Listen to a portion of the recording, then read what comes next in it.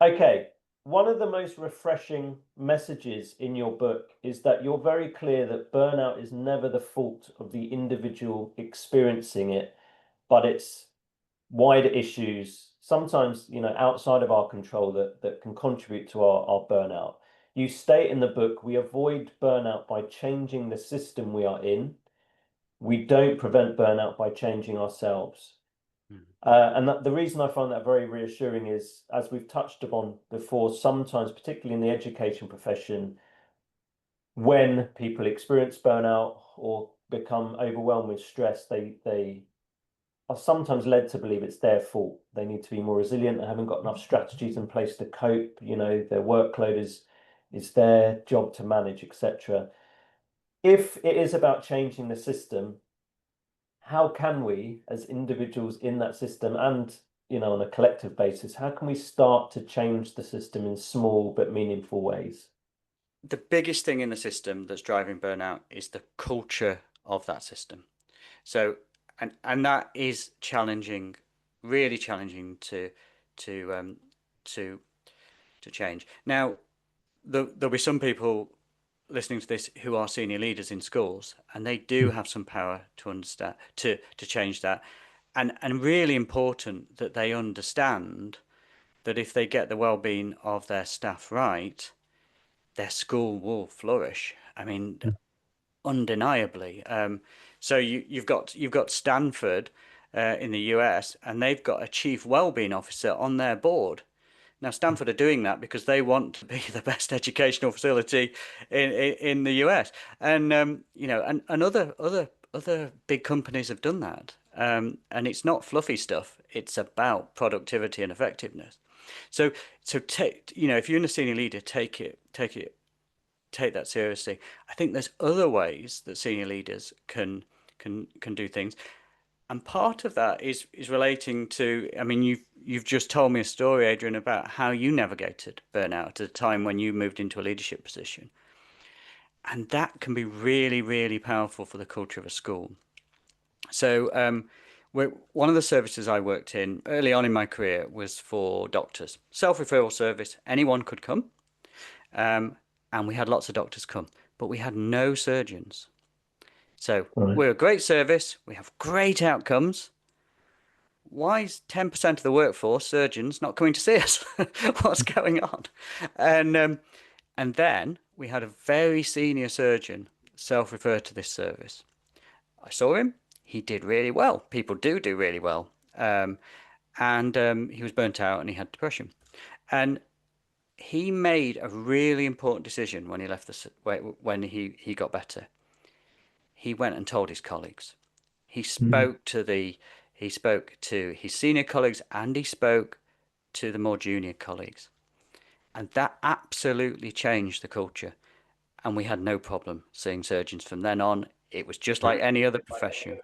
And that, but the reason I say that is I think as individuals, if we can be open that we've had these difficulties, we've navigated them, and actually we're still doing a blooming good job. That really allows other people to do it, and Mm. um, and so that's another way that you can kind of influence culture. I think the other way you can is really important is if you're going to do something in your culture about well-being, do it genuinely, do it properly. So don't do what we've said, some blaming the individual in a kind of stress management workshop. Don't do that. Um, Mm. um, but but do it genuinely.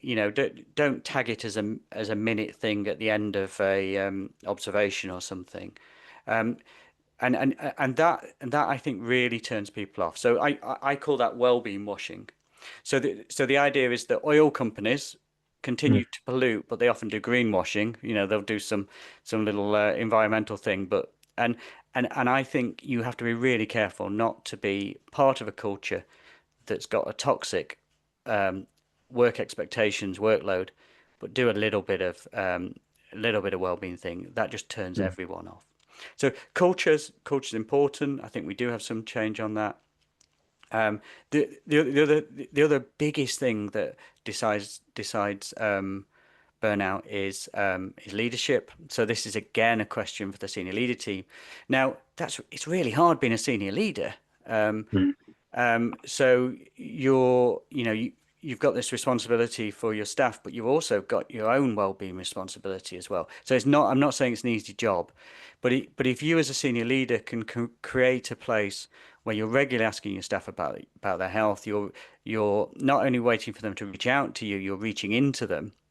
That can be really important. Leadership's so key. I think well-being ought to be seen as one of those leadership competencies. Um, the um, the other thing is good teamwork. And you don't need to be a leader to help create a good team. Mm. Are you there as good colleagues? Do you have good buddies? Do you create a kind of team that can kind of work and play together and talk openly with each other and feel safe? Really important. Um, and and then that doesn't necessarily have to be in work. You could, there are, groups of teachers who will meet in other sectors to talk about the emotional impact of the work. And then the final thing would be is your workplace. So, you know, is the workplace good enough? Are the hours reasonable? Is there some chance to break? You might have some influence on that, and that might require you being assertive and things like that, or getting Yeah, together as a teaching group. So they're the kind of cultural things, and they are yeah, limited. I agree. I do think there are things we can do as individuals, which is kind of going over things again, which is um, which is taking our mental and physical health seriously. It really, mm, really matters to us.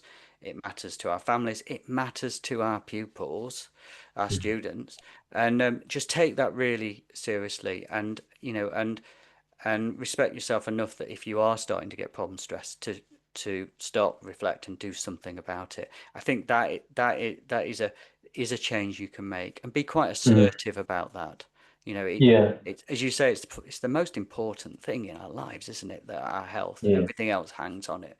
Um, and and do things like creating time. Busy professionals don't find time, do they? They have to create time for those decompression activities, those social activities. Even if we feel tired and don't want to do them, we feel better at the end of them. Um, and and take some control about those unhelpful ways of coping if you are drinking too much or you are gambling. There are small ways of doing it, and some are yeah. cultural, but some are within our grasp as well, I think. I completely agree. I think, like you've acknowledged that it would be depressing to think there's nothing we can do about it, but equally, it can be equally frustrating to say we can change a system when it's actually really hard if we're not a senior leader. Yeah, However, one of the things that I often and regularly say to teachers, especially kind of teachers early on in their career, and I'm sure it's the same in hospital trusts, just as it is in schools. A different school is can feel like a completely different culture, yeah, and I've worked in one. I wouldn't call it toxic, but I worked in a school before, and it just wasn't conducive to good workplace well-being. I felt micromanaged, undermined at times, etc. The agency I had was actually I need to leave, made that decision, and then I just started to kind of do some research. I think it's really important teachers get as much information, inside info, as they can before they apply to go to a school. And yeah, that can feel like such a huge breath of fresh air. Like the school I currently work in, we have new teachers join us. It's a humane workplace. It's a culture conducive to well-being. And it's so refreshing to hear when teachers join us how like they were considering leaving teaching completely, but they gave us one last chance, and it's renewed their faith in teaching. So that would be my plea to teachers that are in a place that the culture isn't changing. It's hard to make that change yourself. So just find a place more conducive to it. yeah, absolutely. And that's a really, really, really important. It's about finding your people, isn't it? And Yeah. and and I think increasingly people are picking their workplace because are based on their well-being, or Mm. more basically that it's not going to make them ill, and Yeah. and I think that gives organizations that prioritize well-being a really good advantage in recruitment and retaining staff. There's an example in the book of an engineering company. This engineering company paid the best money in the area, but they couldn't recruit anyone. And they got a consultant in and said, will you say, well, what's our recruitment problem going on? And the recruit went and asked people, and they all said, well, we're not going there. Their staff only last 6 months and they're burnt out. I'd rather have less money, and work less hours in another place. And to be fair, this engineering company then completely changed things around. And they didn't have the recruitment problems. But yeah, it is well-being is so important, isn't it? And it's so important when we choose our job. Well, it should be.